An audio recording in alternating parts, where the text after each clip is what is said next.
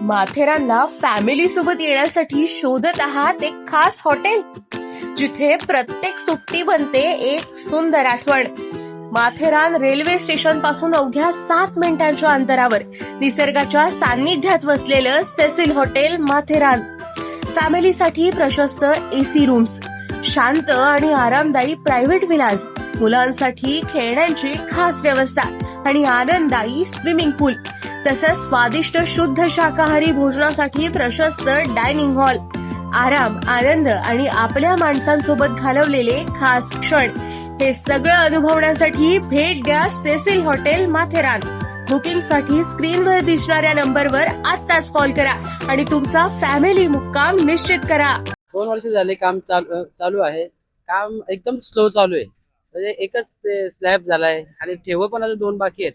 या वर्षी सर्व ठेवे पुरे होऊन सर्व काम फायनल व्हायलाच पाहिजे होतं. नमस्कार, आपण आहोत कर्जत मुरबाड राज्यमार्गावरती आणि दहिवली पुलाच्या इथे.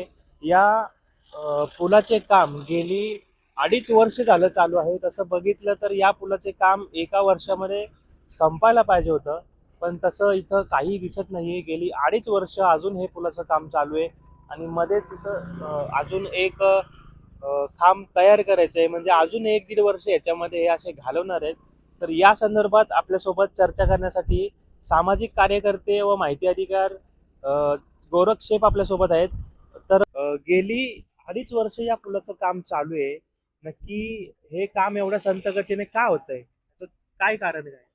मुळात आपण पाहू शकता, या पुलाचं काम सुरू होऊन मला वाटतं किमान 2 वर्ष पूर्ण उलटून गेलेले आहेत. अजूनपर्यंत 50% हे काम पूर्ण नाही आहे. मागच्या वेळेस आपण सार्वजनिक बांधकाम विभाग अधिकारी यांना या संदर्भात सूचना केली होती की हा पूल जो आहे तो दरवेळेस पावसाळ्यात 3 ते 4 दिवसासाठी बंद केला जातो, कारण हा 60 ते 65 गावांना जोडला जाणारा रस्ता आहे. 60 ते 65 गावांना याचा त्रास सहन करावा लागतो. मागील 2 ते 2.5 वर्ष काम सुरू असताना अजूनपर्यंत 50% काम नाही. मग हे काम होणार तरी कधी? असं सार्वजनिक बांधकाम विभागाचे अधिकारी हे काम कोणतं करतायत? त्यांचं काम नाही आहे का येऊन पाहणी करणं? 2-2.5 वर्ष झाले. आणि मुळात मागे आपण आपल्याला सुद्धा माहित असेल, मागच्या वर्षी सार्वजनिक बांधकाम विभागाचे अधिकारी स्वतः या ठिकाणी आले आणि हे बघा, हीच ठिकाण आहे. इथे अवजड वाहनांना त्यांनी रस्ता बंद केलेला होता. त्यानंतर सुद्धा 40-45 टनाची वाहनं राजरोजपणे याच्यावरून जात आहेत. एखादा अपघात घडल्यास याला जबाबदार कोण असणार?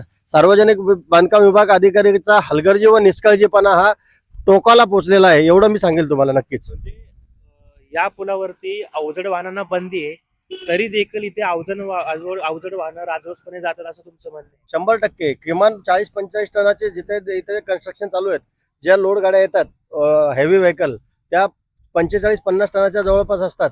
जर त्यांचा एखाद्या वेळेस अपघात इथे घडला तर याला जबाबदार कोण असणार आहे? हा पूल वर्षातून 4 ते 5 दिवस पाण्यामध्ये असतो, कारण पाऊस इथं भरमसाठ प्रमाणामध्ये पाऊस पडतो आणि तरी देखील या पुलाचं काम अपुरे आणि 55% पण पूर्ण नाही झालेलं. 50% पण पूर्ण नाही झालेलं.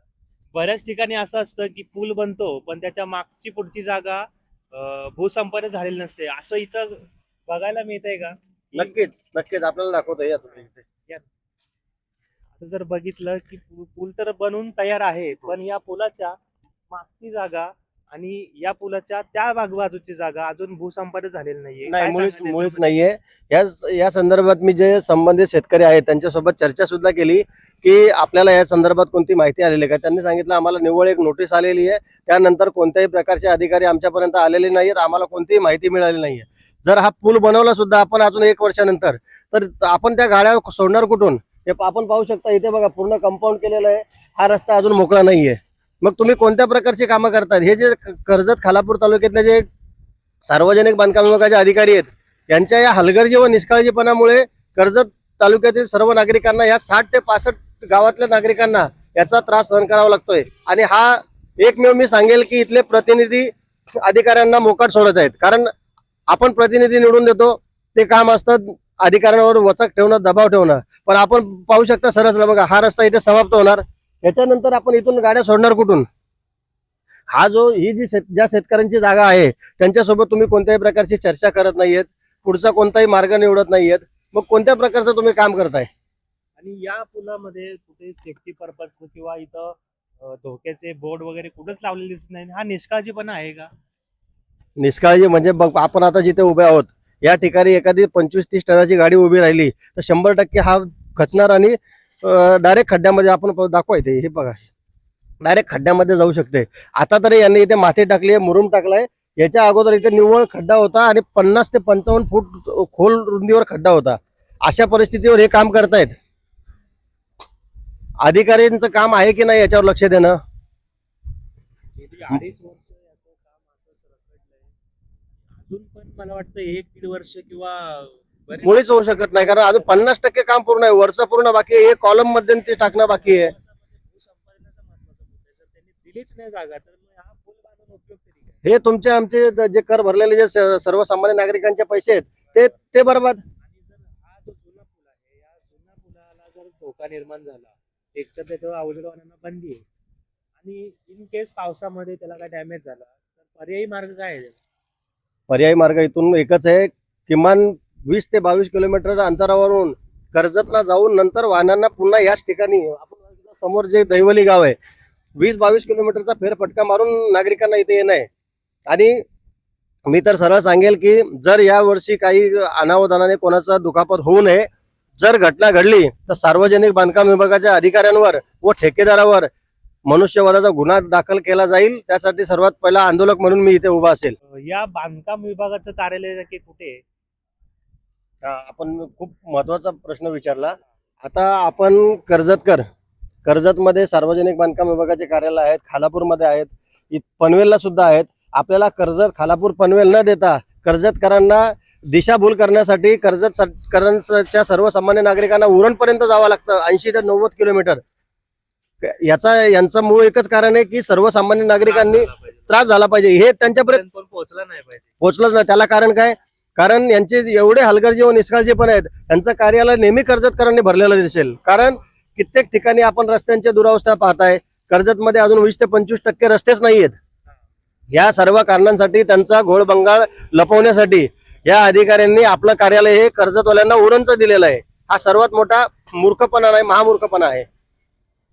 खरं तर अशा ठेकेदारांना ब्लॅक लिस्टला टाकलं पाहिजे जे वेळेमध्ये काम पूर्ण नाही करत. पण अशा ठेकेदारांच्या मागे कोणती तरी शक्ती असते, त्यामुळं त्यांच्यावरती सहसा एवढं प्रेशर येत नाही. त्यामुळे ते राजरोसपणे असं काहीही काम किती दिवस आणि कशाही पद्धतीनं करतात. अगदी बरोबर बोलले तुम्ही. आता आपण इथलंच घ्या, हा एक दैवली नेरळ मुरबाड महामार्ग आहे. या ठिकाणचा एक पूल असंच दैवलीच्या पुलावर सुद्धा आहे. त्या ठिकाणी पण भूसंपादन आज मागे पुढे झालेलं नाहीये. अशी जर कामं करायचं मग या अधिकाऱ्यांना, हे अधिकारी अशा कॉन्ट्रॅक्टरदारांना, ठेकेदारांना का पाठीशी घालतात? यांच्या मागे नक्कीच मोठ्या शक्ती असतात आणि त्या अवैध शक्त्यांमुळे सर्वसामान्य नागरिकांना त्रास होतो हे स्पष्ट आहे. गेली 2.5 वर्ष झाले या पुलाचं काम चाललंय. तुम्हाला याचा त्रास होतो का? आता हा जो पूल आहे तो अवजड वाहन याच्यावरती बंदी आहे, तरी पण याच्यावरती अवजड वाहन जातात. काय सांगाल याच्याबद्दल? त्याच्यामुळे तर थोडा त्रास आहे आम्हाला, भीती वाटते. पुलाचे पण थोडं झालेलं आहे. पाणी सगळं जातो. हो, आणि खड्डे पण पडलेले थोडे. आणि कसं 50 वर्ष झालीच त्या पुलाला. 50 वर्ष जुना पूल आहे. जुना पूल आहे. थोडा भीती वाटते थोडी, पण आता थोडं सांभाळून घ्यायला लागलं आम्हाला पण. तुम्ही पण फटाफट कामं केली. पर्याय नाही त्याच्यामुळे. काय? हा पुलाचं काम आहे पण पर्याय नाही. हो, त्याच्यामुळे कसं. तुमचं नाव? संतोष हरिचंद्र. इकडे किती गाव? 60-65 गाव? हो, भरपूर गाव आहे. भरपूर गाव आहे. त्यांनी जास्त लोड आहे ना पाण्याचा, त्याच्यामुळे लवकर होईल तर बरं होईल. त्यासोबत आहेत टॅक्सी चालक मालक संघटनेचे अध्यक्ष. काय सांगाल, या पुलाचं काम अत्यंत धीम्या गतीने चालू आहे, याचं नक्की कारण काय? गेल्या 1.5 वर्ष झाली आहे पुलाचं काम चालू आहे. आपण मिनिमम 6 महिने वाढवून दिले, म्हणजे 2 वर्षाच्या कालावधीमध्ये काम पूर्ण होणं गरजेचं होतं. गेल्या वर्षी एकदम धीम्या गतीने पुलाचं काम चालू झालं होतं, त्यामुळे हे काम अपुरं आहे. हे काम जलद गतीने होणं गरजेचं आहे. कारण की आता जो 50 वर्षापूर्वी, म्हणजे या पुलाला जो जुना पूल आहे याला 50 वर्ष झाली आणि हा पूल पूर्णपणे डॅमेज झाला. आपण पुलाची अवस्था बघू शकता काय आहे. आणि या ठिकाणी दोन्ही बाजूला शासनाने जे बोर्ड लावले होते अवजड वाहनांना बंदी, या पुलावरून अवजड वाहनांची सुद्धा वाहतूक चालू आहे. शासनाने अशी काही नियमावली तयार केली नाही आणि त्याच्यावर ठोस अशी काही कारवाई होणे गरजेचं होतं, ते काय आतापर्यंत झालेलं आहे. मी या रस्त्यावर म्हणजे जवळजवळ आता मला 40-45 वर्ष झाली या रस्त्यावर वाहतूक करतोय आणि एका टॅक्सी संघटनेचा अध्यक्ष आहे. हा पूल लवकरात लवकर होणे गरजेचं आहे. आणि या पुलावर पुन्हा एकदा डागडूग जे आतापर्यंत पावसाळा आलेला आहे, परंतु आपण पाहू शकता की काहीच डागडुगी नाही. नॉर्मली डागडूग जे करतायत आणि तात्पुरत्या स्वरूपामध्ये मलमपट्टी करून शांत होतात. समजा हा पुलाची डागडुजी केली, पण हा तसा पण अवजड वाहनांना बंदी आहे, पण त्यांच्यावरती ऍक्शन नाही घेतली जात. तिथं बोर्ड सुद्धा नाहीयेत. तर डागडुजी केल्यानंतर पण अवजड वाहनं जर वाहत असतील, याच्यावरून जात असतील, तर त्यांच्यावरती काय कारवाई केली पाहिजे? प्रशासनाने त्यांच्यावर बंदी घातली पाहिजे तात्पुरत्या स्वरूपात. यांना ऑप्शन म्हणून दुसरा एक रस्ता आहे.